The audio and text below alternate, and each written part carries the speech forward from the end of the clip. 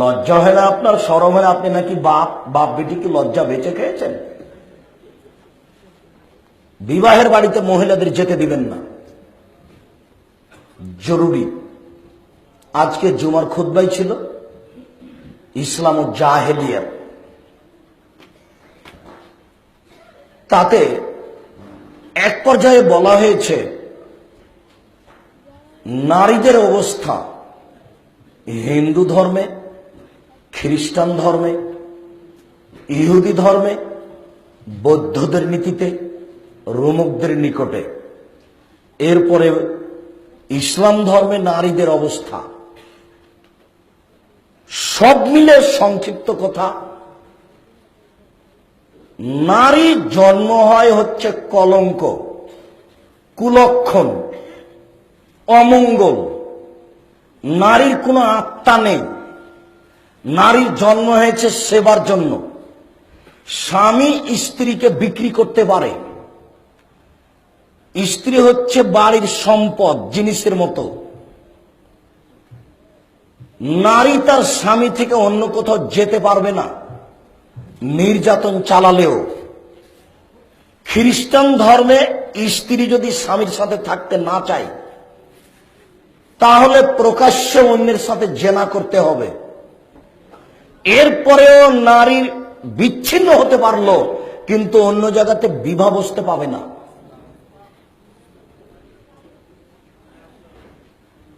নারী পিতার সম্পদ পাবে না। অনেক নীতি। পক্ষান্তরে মুসলিম নারী, অনেক কথার একটা কথা বলা হয়েছে যে নারীরা পুরুষদের উপরে 5টা অধিকার রাখে। 5টা। এক,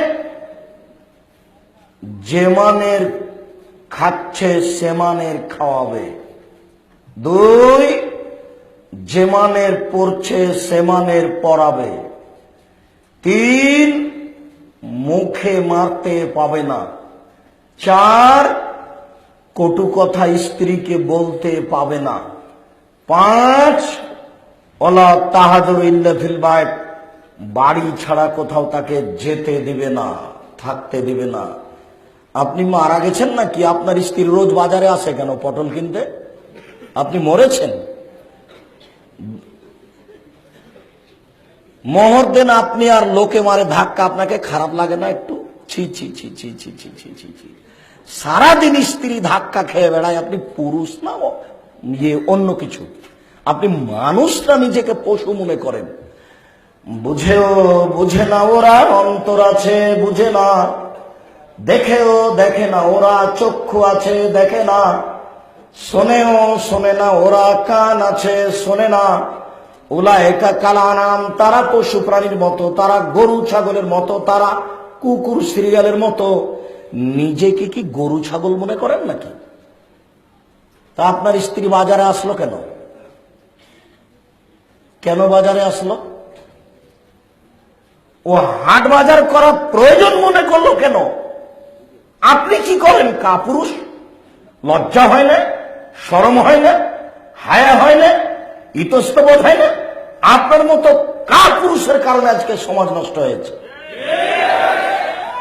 নারীবাদী মহিলারা নিজেকে মনে করেছে যে মাঠে গেলেই আমাদের অধিকার আদায় হয়ে যাবে। তুমি মাঠে গেলে জাহান্নামে যাবা। নষ্টা মেয়ে তুমি, সমকামী মেয়ে তুমি, নোংরা মেয়ে তুমি, বর্বর মেয়ে তুমি, অসভ্য মেয়ে তুমি, অশিক্ষিতা মেয়ে তুমি। তোমার নীতিকে কবর দিতে এসেছি। তুমি মনে রেখো। তুমি কেন বাজারে?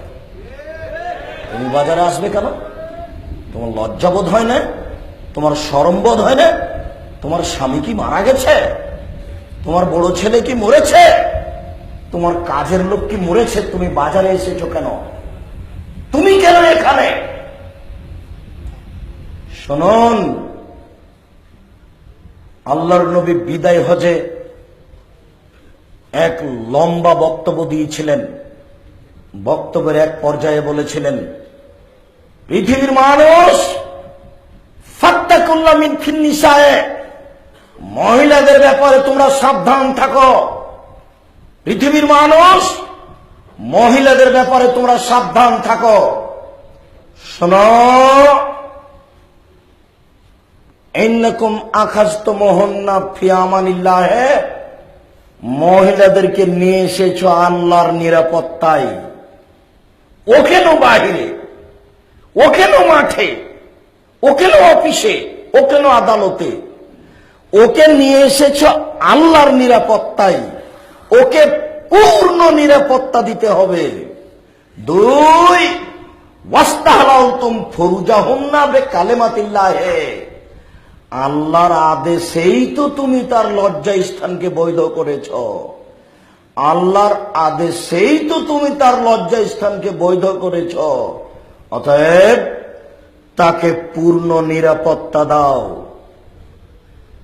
হিন্দু মহিলারা যখন বিবাহ বসে, খ্রিস্টান মহিলারা যখন বিবাহ বসে, তখন এই স্বীকৃতি দেয়, আমি এই মর্মে স্বীকৃতি দিচ্ছি যে আমার স্বামীকে আমি উপার্জন করে খাওয়াবো।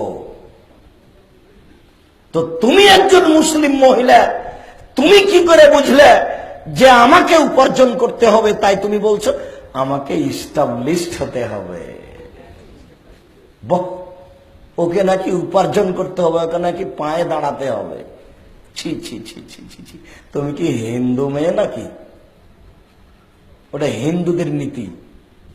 3 নম্বর বাক্যে বললেন, ওয়ালাকুম আলাইহিন্না রিজকুহুন্না কিসওয়াতুন্না বিল মারুফ, তাকে ভালো থাকতে দিতে হবে, তাকে ভালো খেতে দিতে হবে, তাদেরকে ভালো থাকতে দিতে হবে, ওদেরকে বাড়িতে থাকতে দিতে হবে, ওদেরকে ভালো খাবার দিতে হবে, ওদেরকে আল্লাহর নিরাপত্তায় নিয়ে আসা হয়েছে। ওরা কি হিন্দু মেয়ে যে অফিস আদালতে কাজ করে বেড়াবে তোমার উপার্জনের জন্য? আল্লাহর নবী বলছেন, আনফিকালা ইয়ালিক মিন তাওলিক, তোমার ছেলেকে, তোমার মেয়েকে, তোমার স্ত্রীকে তুমি উপার্জন করে খাওয়াও।